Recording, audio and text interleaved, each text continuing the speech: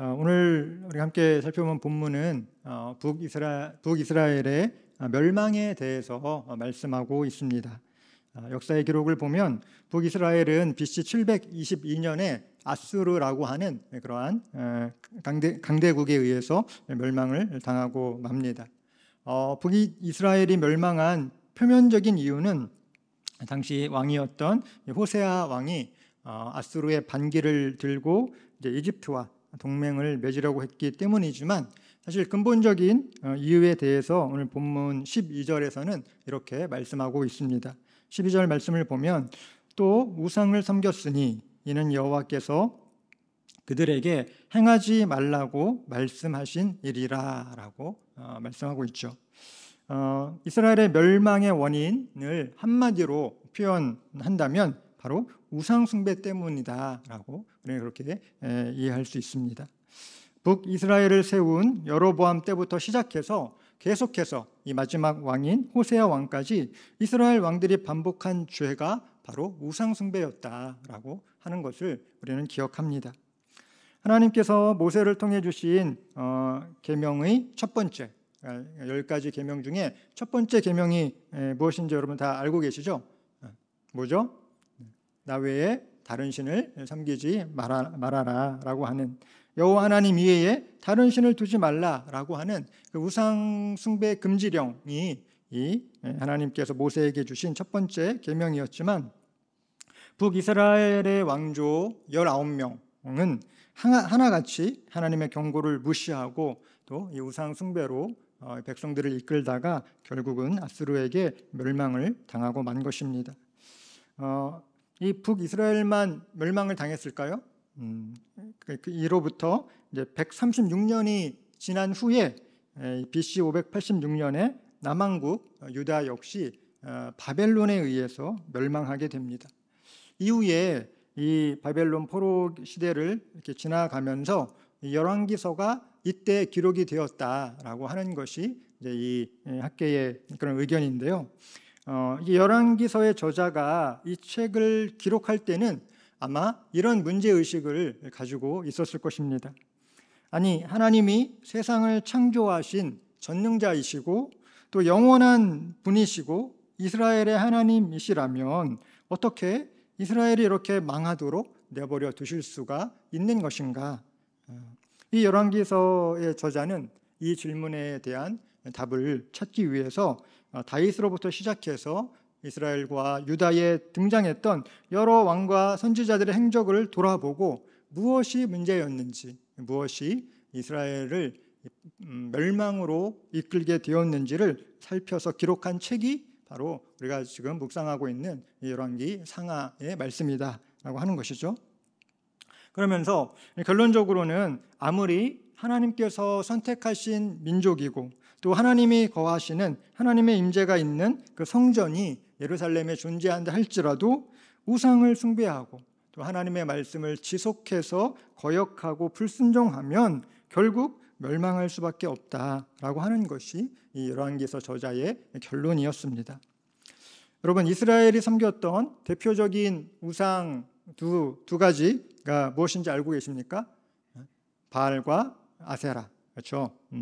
이 바알이라고 하는 이 뜻은 주인이라는 그런 뜻을 가지고 있습니다.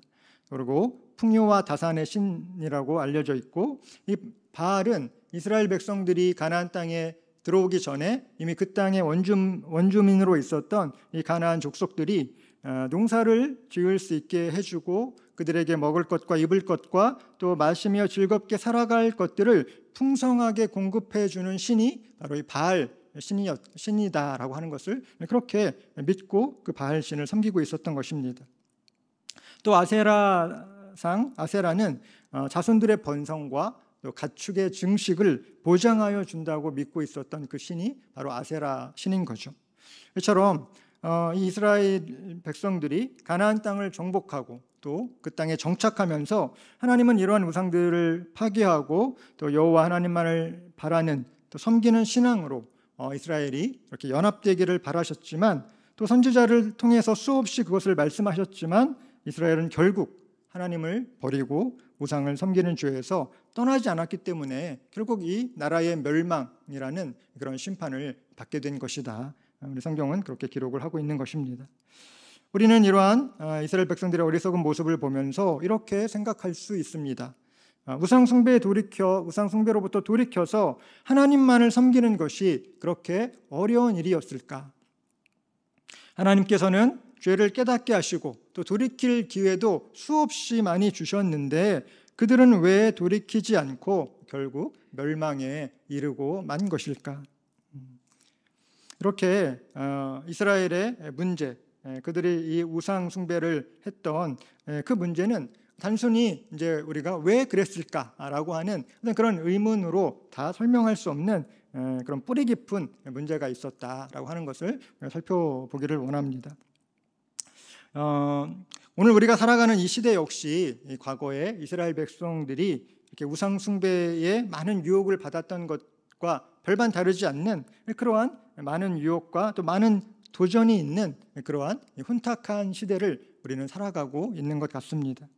그만큼 하나님을 대적하고 또 우리로 하여금 하나님의 백성들로 하여금 하나님으로부터 멀어지게 만들려고 하는 수많은 거짓된 우상들이 하나님의 그 위치를 차지하려고 하는 그런 거짓된 신들이 우리의 마음을 빼앗으려고 계속해서 도전하고 있는 것이 오늘 우리가 살아가는 이 시대의 하루하루의 삶이다라고 하는 것을 우리는 이해해야 할 것입니다. 그렇다면 이러한 때에 우리가 이 시대의 우상 숭배의 유혹과 또 도전으로부터 나 자신과 우리 공동체를 지킬 수 있는 그러한 방법은 무엇이 있을까요? 첫 번째는 예수님과의 깊은 사랑의 관계 속으로 더 들어가는 것입니다. 예수님과의 그 사랑의 관계 속으로 들어간다라고 하는 것이죠. J.D. 그리어가 쓴 복음 본색이라는 책이 있습니다. 그 책을 보면 우상 숭배 관련해서 야고보서 4장 4절 말씀을 인용하고 있는데요. 우리 함께 이 4장 4절 말씀을 같이 읽어보도록 하겠습니다. 시작. 가늠한 여인들아, 세상과 벗된 것이 하나님과 원수됨을 알지 못하느냐? 그런즉 누구든지 세상과 벗이 되고자 하는 자는 스스로 하나님과 원수되는 것이니라. 아멘. 우리말 성경으로 이 구절을 제가 다시 한번 읽어보도록 하겠습니다. 가늠하는 여자들이여, 세상과 친구가 되는 것이 하나님의 원수인 것을 알지 못합니까? 누구든지 세상과 친구가 되고자 하는 사람은 하나님의 원수가 되는 것입니다 라고 이렇게 말씀하고 있습니다. 이 책의 저자는 바로 이 구절을 예로 들면서 우리도 이 말씀에 가늠한 여인들처럼 될 수 있다라고 이야기하고 있는데요. 헬라어로 가늠이라고 하는 이 단어는 모이케이아라고 하는 그런 단어가 쓰입니다. 이 뜻에 여러 가지 의미가 있지만 제가 이렇게 이 구절에 맞게 의역한 뜻은 뭐냐면 배우자에게서만 찾아야 할 친밀감을 다른 대상에게서 찾는 것, 그것이 우상 숭배고 그것이 가늠이다. 그러니까 부부는 이 언약 관계이지 않습니까? 하나님 말씀 앞에서 부부가 언약 관계로 이렇게 맺어진 그러한 관계인데 그 하나님께서 허락하신 배우자를 통해서만 허락하신 그런 친밀감을 다른 사람에게서 찾는 것, 이것이 바로 가늠이다. 다시 말해서 우리가 하나님과의 언약 관계 속에서 찾아야 할 그런 사랑 또 친밀감, 이런 것을 하나님이 아닌 다른 대상에게서 찾는다면 그것이 바로 영적인 간음이 된다라고 하는 것이죠. 우리는 하나님께 기도하면서 어떠한 것을 달라고 자주 간구할 때가 있습니다. 하지만 여러분이 그것을 구하는 이유에 대해서 한번 깊이 있게 생각해 보신 적이 있으신가요? 나는 이것을 왜 지금 하나님 앞에 구하고 있는가? 내가 구하는 이 간구를 통해서 하나님은 어떤 것을 우리에게 주시기를 원하시는가? 예를 들어서 제가 하나님께 이런 기도를 드릴 수가 있습니다. 실제로 이런 기도를 드리는 건 아니지만 그냥 예를 들어서 하나님, 제가 타고 다니는 차가 오래되기도 했고 또 우리 아이들도 많이 커서 더 크고 더 좋은 차가 필요합니다. 제네시스나 아니면 뭐 EV9 같은 그런 큰 차를 주신다면 제가 조금 더 열심히 사역을 해보도록 하겠습니다. 이처럼 좋은 차를 위해서 기도할 수 있죠. 그리고 또 좋은 집을 위해서 기도할 수도 있습니다. 하나님, 지금 살고 있는 집이 좀 좁습니다. 내 식구가 살기에 여러모로 불편합니다. 좀 더 넓은 평수에 좋은 집을 주신다면 제가 집에서는 편히 쉬고 교회에서는 더 열심히 사역을 한번 해보겠습니다 라고 이렇게 그럴듯한 이유와 또 필요가 있어서 하나님께 간구하는 그런 기도를 드릴 수 있죠. 그렇죠? 여러분도 이런 기도 드리잖아요. 그렇죠? 그런데 만약에 제가 드리는 이 기도가 응답이 돼서 하나님이 정말 더 좋은 차와 더 넓은 집을 하나님께서 주신다면 제 마음속에 막 만족과 막 행복감이 막 이렇게 흘러넘쳐서 이제 나는 아무런 걱정과 근심 없이 정말 충성되이 사역을 감당할 수 있어 라고 하면서 그렇게 할 수 있을까요? 하나님 응답해 주시면 한번 시험을 해보고 싶기는 합니다. 그런데 제가 생각하는 예상 답안이 있어요. 하나님께서 저에게 이렇게 응답하실 것 같습니다. 사랑하는 아들아, 너는 나와의 관계 속에서 찾을 수 있는 그 행복과 만족 그리고 그 평안을 왜 다른 것에서 찾으려고 하느냐? 네가 간구하는 것을 내가 다 채워줄 수도 있지만 그럼으로 인해서 나와의 관계가 더 멀어질 것 같아서 걱정이구나 라고 하는 그런 하나님의 그 음성이 들려올 것 같다라고 하는 그런 제 마음의 생각을 해보게 되었습니다. 마찬가지로 우리가 하나님 앞에 간구하는 여러 가지 것들이 있잖아요. 직장에서 승진하고 싶습니다. 더 많은 물질의 축복을 받고 싶습니다. 우리 자녀를 양육하는 데 있어서 하나님께서 이 아이에게 정말 진로의 그런 시온의 대로를 열어주셔서 정말 좋은 대학 목표로 하는 그런데 우리 자녀가 입학하기를 원합니다. 이런 기도 할 수 있습니다. 이것이 잘못된 것은 아니지만 그런데 조금 더 이렇게 깊이 생각해 보면 내가 간구하는 이런 것을 통해서 그것이 하나님 나라의 어떤 연관이 있느냐, 또 하나님의 영광을 드러내는 데 있어서 어떤 유익이 있느냐, 그것이 나의 만족과 내가 기쁨을 누리기 위해 그렇게 기도하는 것이라면 우리의 기도가 나의 욕망을 이루기 위한 도구로 변질되어 버리는 것은 시간 문제다라고 하는 것을 오늘 우리가 이 이스라엘 백성들의 우상 숭배와 관련해서 한번 생각해 봐야 될 그런 문제인 것 같습니다. 오늘 본문 우리 9절부터 11절까지 말씀을 다시 한번 읽어보도록 하겠습니다. 시작. 이스라엘 자손이 점차로 불의를 행하여 그 하나님 여호와를 배역하여 모든 성읍의 망대로부터 견고한 성에 이르도록 산당을 세우고 모든 산 위에와 모든 푸른 나무 아래에 목상과 아세라상을 세우고 또 여호와께서 그들 앞에서 물리치신 이방 사람같이 그곳 모든 상당에서 분향하며 또 악을 행하여 여호와를 경노하게 하였으며. 아멘. 이 말씀은 사실 이스라엘이 패망하게 된 이유에 대해서 설명을 하는 그런 말씀이죠. 근데 우리가 주목해야 될 부분은 바로 9절에서 이스라엘 자손이 점차로 불의를 행하였다라고 하는 그런 그 부분입니다. 그리고 이 불의를 행하는 주요한 장소로 지목된 곳이 어디죠? 바로 산당이다라고 하는 것이죠. 그런데 이 산당이라고 하는 곳이 처음부터 우상 숭배의 장소로 이용된 것은 아닙니다. 열왕기상 3장 3절에서 4절 말씀을 제가 한번 읽어보도록 하겠습니다. 솔로몬이 여호와를 사랑하고 그의 아버지 다윗의 법도를 행하였으나 산당에서 제사하며 분향하더라. 이에 왕이 제사하러 기브온으로 가니 거기는 산당이 큼이라. 솔로몬이 그 제단에 1,000번제를 드렸더니 그렇죠. 우리가 이 말씀처럼 솔로몬이 1,000번제를 드려서 하나님이 그걸 기쁘게 받으시고 또 솔로몬에게 지혜와 또 여러 축복을 허락해 주신 그 장소가 산당이다라고 하는 것입니다. 이처럼 이때는 아직 이 예루살렘 성전이 완공되기 전이었기 때문에 백성들도, 이스라엘 백성들도 이렇게 높은 언덕이나 또 이렇게 높은 산 위에 제단을 마련해서 하나님께 제사를 지내던 곳, 그곳이 산당이라고 하는 곳이었죠.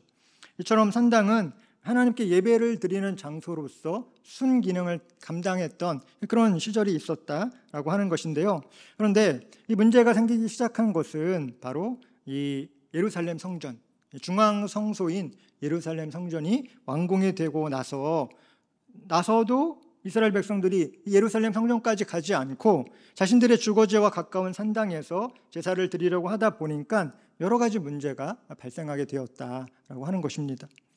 이스라엘 백성들이 산당을 떠나지 못한 이유가 무엇일까요? 그것은 바로 그들이 먹고 사는 문제에 너무 많은 관심을 기울였기 때문이다라고 할 수 있습니다. 중앙 성소인 예루살렘 성전까지 가서 제사를 지내고 거기서 하나님을 예배하려면 이 지방에 사는 이 백성들은 그만큼 많은 물질과 또 시간과 에너지가 소비되는 일이 바로 이 중앙 성소까지 가서 예루살렘까지 가서 예배를 드리는 일이었습니다. 이스라엘 백성들이 지금 먹고 사는 문제가 제일 중요한데 그들의 초기에 이 중앙 성소가 없었던 초기에 그 동네에 그 산당을 만들어 놓고 거기서 하나님께 예배도 드렸지만 점점 시간이 지나갈수록 그들의 신앙이 퇴보하면서 산당에서 이제 금송아지도 섬기고 또 바알과 아세라도 섬기고 하는 그런 종교 혼합적인 우상 숭배의 대표적인 장소로 변질되어진 곳이 바로 산당이다라고 하는 것입니다. 솔로몬도 말년에 이와 같이 여러 산당에서 여호와께 예배 드리는 것을 그냥 이렇게 관용했을 뿐만 아니라 솔로몬 자신이 이곳저곳에 산당을 세우고 그곳에 우상 숭배에 빠져들게 되었다라고 하는 것이 성경의 기록이죠. 이렇게 솔로몬 때로부터 시작된 이 우상 숭배의 씨앗이 분열 왕국을 거치면서 더 확대되었는데 이스라엘 백성들이 하나님께서 약속하신 그 가나안 땅이 젖과 꿀이 흐르는 축복받은 땅으로 알고 정착을 했을 것입니다. 그런데 사실 이 이스라엘에 가보신 분들은 알겠지만 우리가 생각하는 것만큼 그렇게 비옥한 땅이 아니다. 이스라엘은 그 이스라엘의 젖과 꿀이 흐르는 그 땅이 되려면 하나님께서 비를 허락해 주셔야만 그것이 가능한 일인데 이 가서 보니까 그 이스라엘에 흐르고 있는 요단강과 또 자신들이 떠나왔던 이집트에 흐르는 그 나일강이 아마 비교가 되었을 것입니다. 그리고 때로는 비가 오지 않아서 농사가 잘 안 되고 또 수출이 적게 나는 것을 경험하면서 자신들이 먹고 사는데 문제가 있을까 두려웠던 이 이스라엘 백성들은 눈에 보이지 않는 하나님보다는 우리 이전에 여기 살았던 이 가나안 족속들이 섬기고 있던 풍요와 또 다산을 약속하는 그 바알과 아세라에게 마음을 빼앗기게 된 것이 그렇게 이상한 일이 아니다라고 하는 것을 우리가 이렇게 살펴볼 수 있는 것이죠. 마찬가지로 오늘날 우리가 이 먹고 사는 문제에 너무 이렇게 집중하다 보면은 우리가 하나님보다 더 사랑하고 또 더 가치 있게 여기는 그 무엇이 생기기 마련입니다. 그리고 그것이 우리 마음속에 그 깊은 갈망을 채워줄 것으로 기대하고 또 우리 마음속에 어떤 알 수 없는 그런 두려움, 그 두려움을 해결해 줄 수 있다라고 믿는 그 무엇이 우리 마음 가운데 찾아오기 마련이다라고 하는 것이죠. 하나님과 우리가 올바른 관계에 있으면 하나님이 내 인생을 책임져 주신다라고 하는 그 믿음보다는 당장 내 눈에 보이고 또 내 손으로 움켜쥘 수 있는 그 무엇을 하나님보다 더 사랑하게 되고 또 하나님보다 더 추구하게 되는 것이 바로 우상 숭배다라고 하는 것을 우리는 잊지 말아야 할 것입니다. 하나님을 떠난 인간의 타락한 본성은 우리 안에 가장 깊은 그 갈망을 채워줄 수 있는 무언가를 간절히 찾고 있습니다. 지금도 우리는 그것을 찾고 있습니다. 그래서 이 예수님을 알지 못하는 많은 사람들은 어떤 물질이나 사회적 성공이나 자신의 어떤 사회적 지위나 또 세상이 줄 수 있는 유희나 쾌락을 통해서 그 갈망을 채우기 위해서 계속해서 뭔가를 이렇게 노력하는 것이죠. 그러한 시도가 처음에는 그럴듯한 이유로 포장될 수 있고 또 스스로 합리화시킬 수도 있지만 결국은 그것이 나의 우상이 되고 마는 것은 시간 문제다라고 하는 것을 우리는 기억해야 할 것입니다. 우리가 선택한 우상이 무엇이든지 간에 그 결과는 언제나 똑같습니다. 우리에게 영원한 만족을 줄 것처럼 속삭이는 우상은 얼마 가지 못해서 우리에게 환멸을 가져다 줄 뿐입니다. 그래서 우리는 또 다른 우상을 찾게 되고 또 다른 우상을 찾게 되는 그런 악순환에 빠지게 되는 것이죠. 더불어 우상 숭배라고 하는 것은 우리 마음속에서 계속해서 두려움과 불안을 이렇게 생산해내는 그런 역할을 합니다. 내 마음속의 두려움과 불안을 메꾸기 위해서 내가 어떠한 것을 선택을 하고 또 그것을 통해서 내 마음의 위로를 받고 또 내 불안한 마음이 좀 이렇게 해소되는 것 같았지만 그런데 그것이 어느 정도 시간이 지나면 이것이 아니었나? 여기가 아니었나? 또 다른 우상을 찾아서 그렇게 계속해서 뭔가를 이렇게 찾아다니는 그러한 인생을 살아가는 그러한 사람들이 우리 주변에 얼마나 많은지 모르겠습니다. 내가 믿고 의지하는 그 우상을 빼앗기면, 이 우상을 놓치면 나의 인생이 비참해질 것이다 라고 생각하게끔 또 그 우상들은 우리에게 거짓을 꾸며내는 것이죠. 우리가 뉴스를 통해서 가끔 접하게 되는 안타까운 소식들 중에는 지금까지 하나님 앞에 쓰임받고 또 많은 좋은 영향력을 행사하던 어느 유명한 목회자가 어느 날 꼭꼭 숨겨둔 죄가 발각되어서 한순간에 무너지고 마는 그런 안타까운 모습을 보게 될 때가 있습니다. 그에게도 우상을 내려놓고 또 죄에서부터 돌이킬 수 있는 그런 기회가 있었을 테지만 우상을 내려놓으면 내 인생이 초라해지고 또 내 인생이 여기서 끝날 것 같다라고 하는 그러한 생각 때문에 그것을 내려놓지 못하고 또 우상 숭배로 인해서 자신뿐만 아니라 또 공동체가 또 심각한 그런 타격을 받는 그런 무서운 결과를 가져오게 되는 것이 바로 우상 숭배다라고 하는 것을 오늘 우리가 기억하기를 원합니다. 이스라엘 백성들은 우상 숭배를 금하고 있는 율법의 말씀을 잘 알고 있었습니다. 그러나 이 율법을 온전히 지키고 또 우상을 배척하고 여호와 하나님을 섬기는 신앙에는 실패한 이유가 있습니다. 바울도 율법으로는 죄를 깨닫게 될 뿐이다라고 이야기하고 있는데요. 우리가 이스라엘 백성들의 그런 모습을 통해서 깨닫게 되는 것, 그것은 바로 율법을 통해서 우리가 변화되어지는 것이 아니라 우리가 변화되어질 수 있는 것은 예수님께서 우리를 먼저 사랑하신 바로 그 사랑의 능력으로 인해서 우리가 변화되어진다. 우리가 우상으로부터 멀어질 수 있다라고 하는 것을 우리는 믿어야 할 것입니다.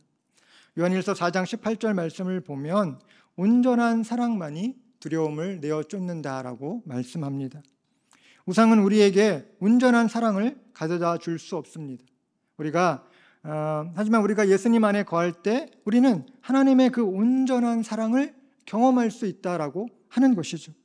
그리스도의 십자가를 통해서 우리를 완전하게 용납하시고 또 우리에 대한 그 자신의 사랑을 확증하신 하나님 안에 거할 때에 우리는 우상의 유혹으로부터 우리 자신을 지키고 또 우리는 그 하나님과의 사랑의 관계 안에 있을 때에 우리가 우상이 아닌 하나님을 더 가까이 할 수 있는 그러한 믿음이 우리 안에서 자라게 된다라고 하는 사실을 여러분 기억하시고 우리를 사랑하시며 또 우리를 떠나지 않으시고 우리를 통해서 하나님의 뜻을 이루고자 하시는 그 하나님의 섭리를 우리가 경험하게 된다라고 하는 것입니다. 우리 마음속에 깊은 갈망은 오직 하나님 안에서 누리는 그 기쁨과 또 만족으로만 채워줄 수 있음을 여러분 믿으시기를 바랍니다. 이를 위해서 우리는 하나님과의 더 깊은 그 사랑의 관계 속으로 들어가야 하는 것입니다. 우리 함께 요한일서 4장 18절에서 19절 말씀을 읽어보겠습니다. 시작. 사랑 안에 두려움이 없고 온전한 사랑이 두려움을 내쫓나니 두려움에는 형벌이 있음이라. 두려워하는 자는 사랑 안에서 온전히 이루지 못하였느니라. 우리가 사랑함은 그가 먼저 우리를 사랑하셨음이니라. 아멘. 바라는 것은 저와 여러분이 하나님 한 분만을 구하면서 우리를 먼저 사랑하신 그 하나님의 사랑을 오늘도 우리가 기억하며 또 감사하며 나 자신을 온전히 내어드리는 그 겸손한 모습으로 오늘도 주님 앞에 더 가까이 나아가는 저와 여러분 되어주시기를 예수님의 이름으로 축복합니다. 비록 우리가 지금 한여름을 지나고 있습니다. 무더운 이 날씨가 우리를 힘들게 하고 또 그렇게 의욕이 잘 생기지 않는 그러한 이런 이 여름을 지나고 있지만 그러나 그럼에도 불구하고 하나님과의 관계에서 기도와 말씀으로 나아가는 것 외에는 다른 방법이 없다. 우리를 지키기 위해서, 우리의 신앙을 지키기 위해서, 우리가 우상으로부터 우리 자신을 지키기 위해서는 우리는 계속해서 하나님의 그 사랑의 관계 안으로 우리를 이렇게 나아가야 된다. 우리를 그 안으로 던져 넣어야 된다라고 하는 것입니다. 우리를 사랑하시는 하나님 앞에 온 마음을 다해서 더 가까이 나아갈 수 있는 여러분 되시기를 바랍니다. 우리에게 참된 만족을 주시고 또 하나님 안에 있을 때에 온전한 사랑을 경험하게 하시는 그 하나님과의 깊은 만남이, 깊은 사랑의 관계가 회복되어지는 그런 오늘 이 밤이 되어지기를 예수님의 이름으로 축복합니다. 아멘. 또 두 번째로 우리가 우상 숭배의 유혹과 도전을 물리칠 수 있는 방법은 바로 하나님의 말씀만을 의지하는 것입니다. 오늘 본문에 등장하는 이 북이스라엘의 마지막 왕 호세아는 아수르의 지원을 받아서 왕위에 오른 그런 사람입니다. 그리고 그가 처음 9년 동안은 아수르에게 착실히 조공을 바치면서 그의 왕권을 잘 유지할 수가 있었습니다. 하지만 이 아수르의 위협과 간섭으로부터 벗어나고 싶었던 호세아는 아수르를 대적할 만한 또 다른 강대국인 애굽의 도움을 요청하게 되는 것이죠. 본문 4절을 보면 그가 애굽의 왕 소에게 사자들을 보내고 해마다 하던 대로 아수르 왕에게 조공을 드리지 아니하매 아수르 왕이 호세아가 배반함을 보고 그를 옥에 감금하여 두었다라고 말씀하고 있습니다. 호세아는 나름대로 이 북이스라엘 백성들을 위해서 어떤 선택을 하는 것이 좋을지 고민하면서 애굽의 도움을 요청한 것이지만 그러나 여기서 그의 영적인 무지함이 드러나게 된 것입니다. 호세아가 정말로 이 나라와 민족의 앞날을 생각하는 마음이 있었다면 애굽이 아닌 하나님을 의지하고 하나님께 돌이키고 하나님께 간구하면서 여호와 하나님을 경외하는 그 신앙을 회복해야만 했습니다. 그러나 호세아는 자신의 인간적인 판단에 따라서 하나님이 아닌 애굽을 의지하는 쪽을 선택했고 결과적으로 이것은 그의 통치 시대에 이스라엘이 아수르에게 멸망당하는 그런 뼈아픈 결과를 가져오게 된 것입니다. 이처럼 오늘 우리의 삶 속에서도 어떤 위기의 순간이 뜻하지 않게 찾아올 때가 있습니다. 그때에 그 위기의 순간이 찾아왔을 때에 내가 제일 먼저 생각하고 내가 제일 먼저 찾아내는 방법이 무엇인지를 보면 나의 신앙의 수준이 보이게 되는 것입니다. 세상의 이 거짓된 신들은 이런 상황에서 끊임없이 우리에게 속삭입니다. 네가 지금 찾아야 하는 것은 하나님이 아니라 너의 손에 붙들 수 있는 그 세상의 힘이라고 우리에게 속삭입니다. 우리의 마음을 어지럽히며 미혹하며 하나님이 아닌 다른 것들을 의지하려고 하는, 그래서 우리로 하여금 하나님으로부터 멀어지게 하는 그 일을 사단이 우리에게 하고 있는 것입니다. 거짓 신들이 우리를 향해 미혹하는 그런 술수에 대해서 요한일서 2장 16절에서 이렇게 말씀하고 있는데요. 우리 함께 요한일서 2장 16절 말씀 한번 읽어보도록 하겠습니다. 시작. 이는 세상에 있는 모든 것이 육신의 정욕과 안목의 정욕과 이생의 자랑이니 다 아버지께로부터 온 것이 아니요 세상으로부터 온 것이라. 아멘. 여러분, 육신의 정욕이 무엇입니까? 그것은 바로 우리 인간의 죄악된 마음에서 비롯되는 모든 거짓된 욕망, 헛된 욕망을 이야기하는 것입니다. 여러분, 안목의 정욕이 무엇입니까?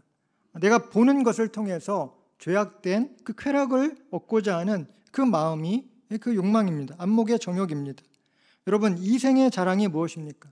내가 소유한 것, 내가 자랑하고 싶고 그것을 통해서 내 자신의 어떤 존재 가치를 좀 이렇게 증명하려고 하는 그런 그릇된 욕망이 바로 이생의 자랑이라는 것입니다. 이런 모든 욕망과 정욕은 세상으로부터 왔다고 성경은 말씀하고 있습니다. 여기서 말하는 세상이란 사단이 지배하는 곳, 공중권세 잡은 그 사단이 이렇게 꽉 쥐어 잡고 있는 그런 어두움과 죄악된 땅을 의미하고 있습니다. 다시 말하면 죄가 지배하는, 죄의 종노릇을 하게끔 하는 그런 영적인 애굽을 이야기하는 것입니다. 우리가 예수 그리스도를 알기 전에는 이 같은 애굽 땅에서 죄의 종노릇하며 살아왔습니다. 하지만 우리가 예수 그리스도를 내 인생의 구세주와 주인으로 영접할 때에 우리는 구원받은 하나님의 백성이 된 것을 여러분 믿으시기를 바랍니다. 이제는 더 이상 우리가 죄의 노예가 아님을 선포하고 우리가 영적인 출애굽을 이루었다라고 하는 것을 여러분 믿으시기를 바랍니다. 그렇기 때문에 우리는 다시는 죄에 매여 종 노릇하던 애굽으로 돌아갈 수는 없는 것입니다. 요한일서 2장 17절 말씀을 보면 이 세상도 그 정욕도 지나가되 오직 하나님의 뜻을 행하는 자는 영원히 거하느니라 라고 말씀하고 있습니다. 우리가 의지하고 붙들어야 할 것이 무엇입니까? 바로 영원한 하나님의 말씀, 변하지 않는 하나님의 말씀밖에 없음을 여러분 믿음으로 고백하는 오늘 이 밤이 되어지기를 원합니다. 이 세상도, 이 세상에 속한 정욕도 잠깐 있다가 사라지고 마는 아침 안개와 같은 것이라고 성경은 말씀하고 있습니다. 하지만 꽃은 마르고 풀은 시들어도 하나님의 말씀은 영원하다라고 하는 이 약속의 말씀을 우리가 붙들고 약속의 말씀을 신뢰하시는 저와 여러분 되어주시기를 원합니다. 이 말씀을 의지하고 이 말씀을 붙들고 오늘도 우리가 이 세상이 아닌 하나님께로 우리의 삶의 방향을 돌이켜서 하나님께로 더 가까이 나아갈 수 있는 그러한 은혜가 저와 여러분의 삶 가운데 있기를 예수님의 이름으로 축복합니다.